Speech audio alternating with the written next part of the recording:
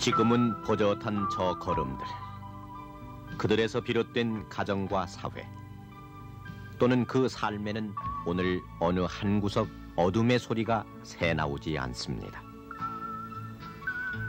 그러나 그들, 오늘의 50대 혹은 40대는 우리 세대에서 가장 불행한 이력을 지닌 세대입니다.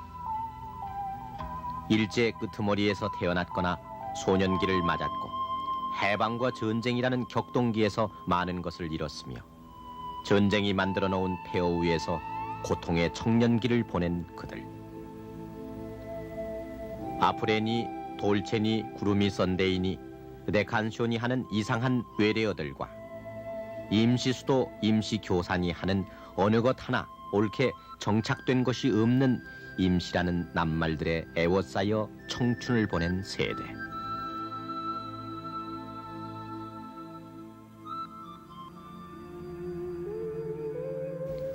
못 배운 한 때문에 당신들은 바람풍해도 자식들은 바람풍하기를 바라며 소를 팔아 학비를 붙여온다 해서 대학을 우골탑이라고 부르던 시절. 하숙비 떨어지면 피를 팔아 밀린 돈을 세맸고 비 파는 날은 동순동 쌍과부집이나 안암동 장모집에서 아무리 마셔도 창백한 얼굴로 데카르트와 칸트, 쇼펜하워를 논하던 그때. 우리들의 서름은 우리가 대학 가는 바람에 중학교도 못 마친 누이 동생에 대한 안쓰럼 때문만은 아니었습니다. 그때 동순동과 신촌, 종암동을 떠돌던 사연들을 아십니까?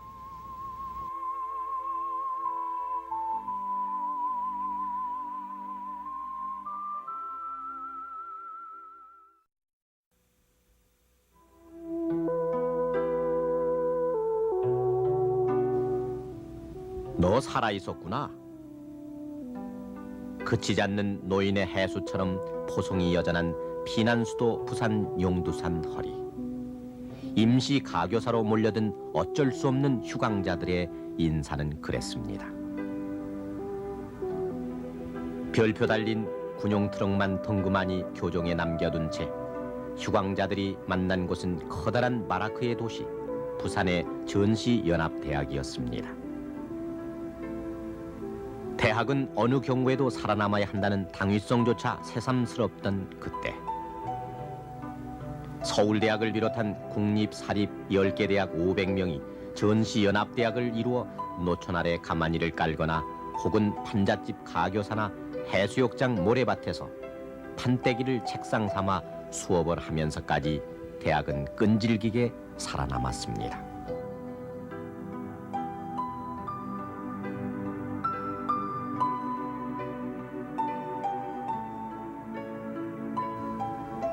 (1950년 10월부터) 문을 열어 포성과 파도 소리가 엇갈리는 가운데 이 땅에 대학 교육을 맡은 전시연합대학이 그 이듬해 봄 해체되자 부산에는 각 대학의 비난학교가 여기저기서 문을 열었습니다.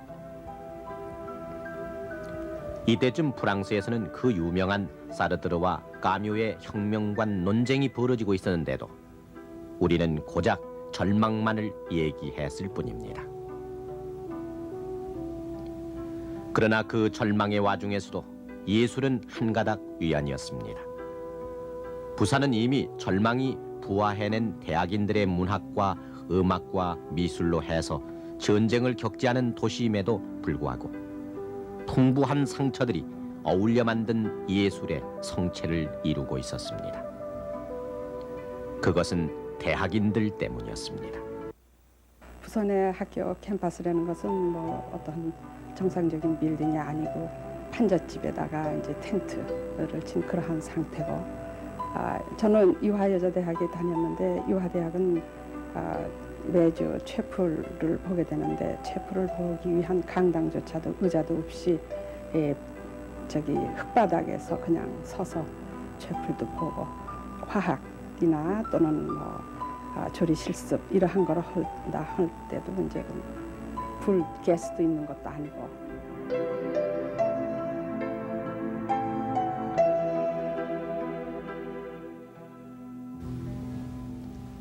모든 것이 원상을 회복한 것은 아니었지만은 전쟁으로 인한 우리들의 휴강기가 끝나고서 새학기가 시작되는 무렵이면은 시골 어디서나 간혹 볼 수 있었던 풍경. 동네 어귀 황토끼를 이불을 머리에 인 어머니와 안전뱅이 책상을 어깨에 진 아버지, 그리고 서울로 유학 떠나는 아들이 앞서거니 뒤서거니 걷고 있습니다. 강 건너에는 가문의 첫 대학생을 낸 할아버지와 오빠 대학 보내느라 중학교도 못 간 누이 동생이 기쁨 반 눈물 반으로 서울 유학생을 전송합니다.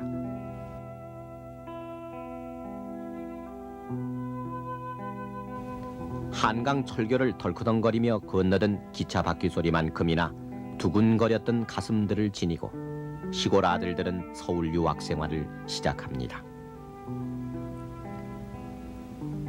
지금은 시골 국민학교 운동회에서나 볼 수 있는 만국기가 펄럭이는 운동장 한켠으로 교무를 눌러쓴 애띤 단발머리를 한 30년 전 신입생들의 입학식. 신입생들이 대견한 지 대학까지 따라온 학부형들이 연신 손짓하기에 바쁜 모습이 눈에 띄곤 했습니다.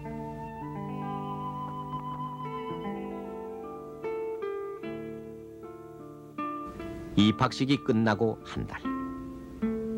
그러고 나면은 대학생들의 이름은 대부분 고학생으로 바뀝니다. 학교가 파하고 돌아갈 곳은 온기 없는 자취방이거나 주인집 매주 냄새나는 퀴퀴한 하숙방일 뿐. 다달이 올라와야 할 하숙비는 몇 달이 밀린 채이고, 하숙비가 밀렸어도 마음 좋은 하숙 주인이 저녁 한 끼 내놓는 나무 쟁반에는 보리밥과 김치, 콩나물 전부였습니다. 어쩌다 하숙집 주인 딸이 몰래 내놓는 날달걀을 깨트릴라 치면은 달걀 흰자위 같은 눈물 서름이 북받쳤고, 그 기다리던 하숙비가 올라오면 밀린 하숙비 다 셈하고 조금이라도 싼 하숙집이나 자취방을 찾아 리어카에 이불이며 책을 싣고 삼성교로 성북동으로 미아리로 헤매기가 일쑤였습니다. 그때 뭐 어찌 그렇게 그냥 뭐도 참 먹는 사람도 그렇고 하는 사람도 그렇고 그렇게 돈이 어려워서 그랬던지 아주 정말 고상스럽기가 말도 못해요. 고상하고 학생들이 양말 한 그릇 못 사 신어 가지고서는 전기타마를 빼가지고 뒤꿈치다 넣어가지고들 꼬매 신고, 자취하는 학생들은 그저 뭐 콩나물국 한 가지에다가서는 밥 어떻게 해서 언제 보면 서른 밥도 갖다 먹고 어떻게 보면 죽도 쏟아 먹고 그냥 그렇게 해가지고는 딱 콩나물국 한 가지. 콩나물국이 제일 그때 싸니까 콩나물 또 좀 두부.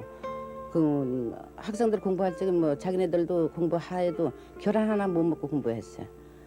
그 도무지 그냥 뭐 심지어 김치 한 가지도 못 먹고 시골에 가서 김치 좀 저 가져오면은 항아리다가 가지고 시방 비닐조각에서 얼마나 싸가지고 댕겨 좋아요. 항아리다 가지고 와서는 그냥 어떤 학생들은 참 깨트려 버렸다는 학생들도 있고 어떻게 또 끌고 와서는 우리 집에 항아리가 그저 뭐 몇 개가 있어요.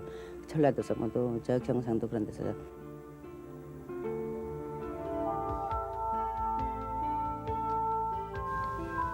고학생이란 말을 더 실감나게 하던 것은 물들인 미군 스모르 작업복이었습니다.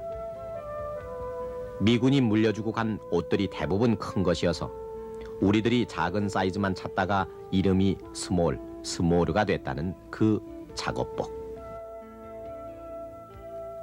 그 당시에 그 학교 다닐 때 가방을 들고 다닐 정도면 좀 사처다 느낄 정도였어요.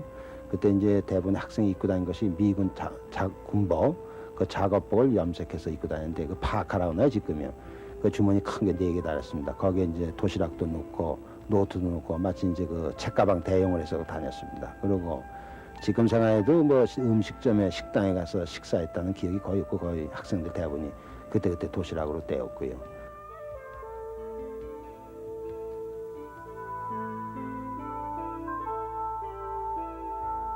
남대문 시장에서 출염해서 사온 군화를 끌고 몇 권의 책을 주머니에 넣고 나가 헌 책방에 팔곤 하던 그때. 여름방학이 가까워지면 새학기에 마련했던 책 낙권수가 점점 줄어들고 2학기 등록금 마련을 위해 피를 파는 학생들이 늘어나곤 했습니다. 1954년 9월 어느 신문 기사는 체혈자의 대부분이 대학생이며 6, 7월보다는 8, 9월에 그 숫자가 증가일로에 있고 9월의 매혈자 153명 가운데 131명이 등록금 마련을 위한 대학생이라고 보도하고 있었습니다.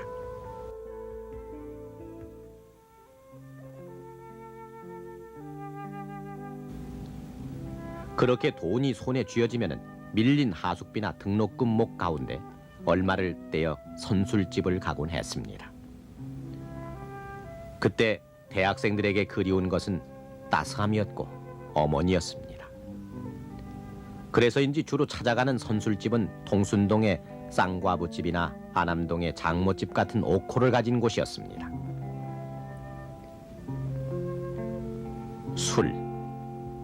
술은 그때 그들의 정신적 성숙의 촉매였습니다. 전쟁이 가르치고 간 허무와 황폐를 극복하기 위해 데카르트와 칸트 그리고 쇼펜하워 그 네칸쇼를 읽지 않으면 대학생이라 말하지 말라던 그때 서울 물리대의 쌍과부집이나 신촌 평양집 술청을 들어서면은 김치찌개 한 그릇에 국물만 추가하고 또 김치를 몰래 훔쳐넣다 주인에게 들켜도 좋았고 왜 전쟁은 우리에게 왔는가 껍데기는 가그라를 외치다가 누군가의 선창에 어색한 젓가락 장단으로 허름한 탁자 모서리를 부숴대기도 하고 체열 탓에 어지러운 몸을 전봇대에 기대고 세느강이라 부르던 물리대 앞 개울이나 제기동 개천을 향해 알 수 없는 독백을 하던 이들. 통행금지 시간보다는 술값에 쫓겨 술청을 떠나면서 술값 외상 안주값 깎느라 주모와 애교 섞인 싸움도 벌였고 어쩌다 한껏 호사를 부려 중국집에라도 가면은 양파에 톡한 배가를 시켜놓고 까만 것 아니면 흰 것, 짜장 아니면 우동 한 그릇에 선택밖엔 할 수 없던 때. 그래서 선술집이나 중국집 계산대 옆에는 책들이 도서관 서가처럼 진열돼 있는 것도 낯설지 않았습니다.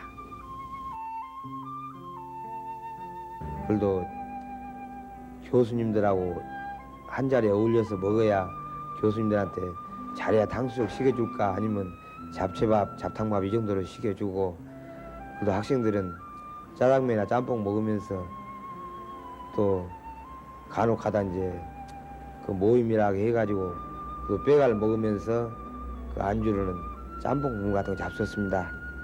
사실 먹다 보면 그렇습니다. 주머니 사정이 부족하기 때문에 나중에 계산하고 나갈 때는 돈이 없어가지고 참 학생증을 맡긴다, 시계를 맡긴다, 아니면 양복을 재핀다 이런 점도 많았지만은 역시 기억에 남는 것은 이 그래도 약혼 시계라고 해가지고 찬 시계를 갖다 맡기면 집에 못 들어가니까 참 웃은 일도 많지만은 참 양복 아니라 구두까지도 맡기고 이렇게 갔습니다.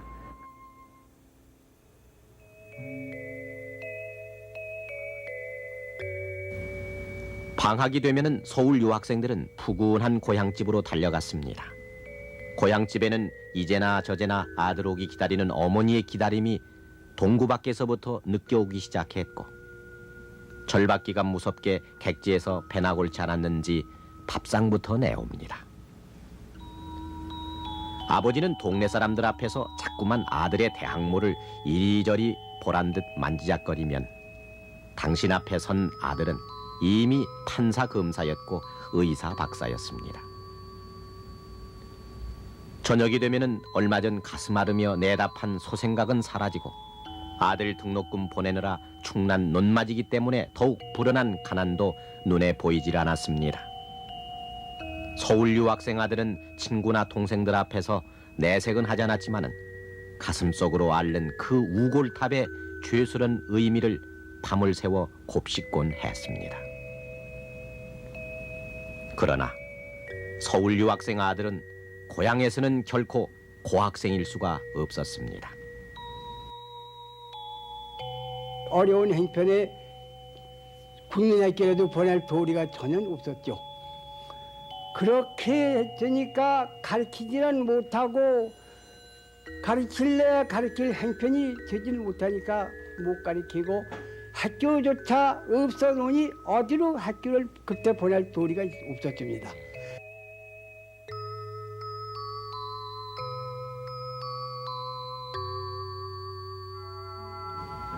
그리고 30년 한 세대. 찻싹이 없어 우마차를 얻어 타고 굴레방 다리를 올라 신촌으로 오던 길 아래는 내려서면 절로 가는 에스컬레이터 전철길이 트여 있고, 지금 아이들처럼 내놓고 소리를 지르는 것이 쑥스러워할 60년대 여대생들이 클리프 리차드 2대 강당 공연에서 비로소 내지른 저 함성, 어느 한 자락도 상상이 안 되는 오늘의 대학촌. 아주 교통을 말씀드리면 참 엉망이었습니다. 그러니까 마포까지 나가는 전차를 타고 아현동까지 가서 아현동에서 전차를 내려서 어서부터 이제 신촌을 걸어 들어가야만 했었으니까요. 그때는 버스도 안 다녔고, 버스 다닌 건 아마 몇 달 후, 그해 아마 53년도 말쯤 가서 버스가 들어오지 않았나 그렇게 생각을 하는데, 그러고 나서도 길이 포장이 안 돼서 여러 해를 아주 길이 그냥 엉망진창인데 다니고, 그래서 자연히 버스가 몹시 흔들리기 때문에 어느 때는 대개 그리 가면은 그 남자 대학, 여자 대학 두 대학 학생들이 주로 많이 탔는데, 이 짓궂은 남학생들은 일부러 그 기회를 이용을 해서 여학생한테 슬쩍 쓰러지면서 그렇게 장난을 했던 그런 것도 생각이 납니다만, 그렇게 교통 환경이 아주 좋지 않았겠죠.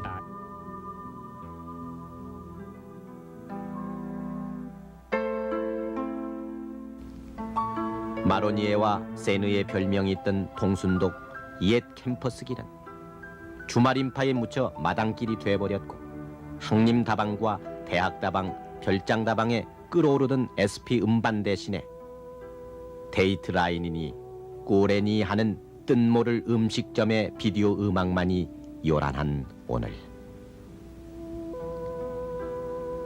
여학생들에게 서른 짜장면 먹는 일이 약간은 부끄럽게 생각돼지고, 막걸리나 소주 대신 맥주나 양주 찾는 남학생들이 너무 흔쾌 보이는 요즘.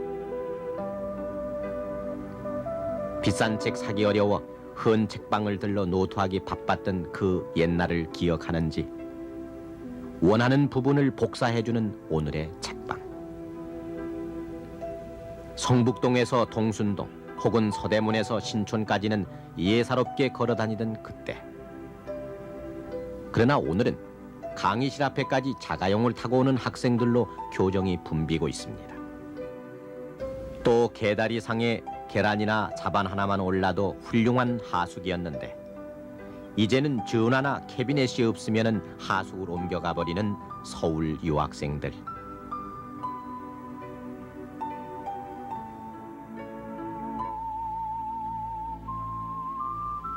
그러나 무엇보다도 6.25 직후 3만 명뿐이었던 대학생이 무려 40배가 늘어난 120만에 이르고 있지만, 우리 40대 50대들이 그 전쟁통에 왜 어쩔 수 없는 휴강자가 됐는지, 또 왜 전쟁이 어떻게 우리에게 왔는가를 알지 못하는 젊은이들이 소란함이 그치지 않는 오늘.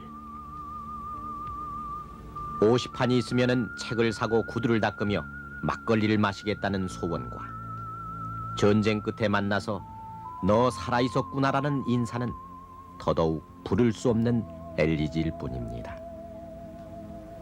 그리고 어느 날 밤 남들 몰래 찬물에 속꽃을 빠는 저 하숙생의 모습이 우리들 50년대의 익명의 실록입니다.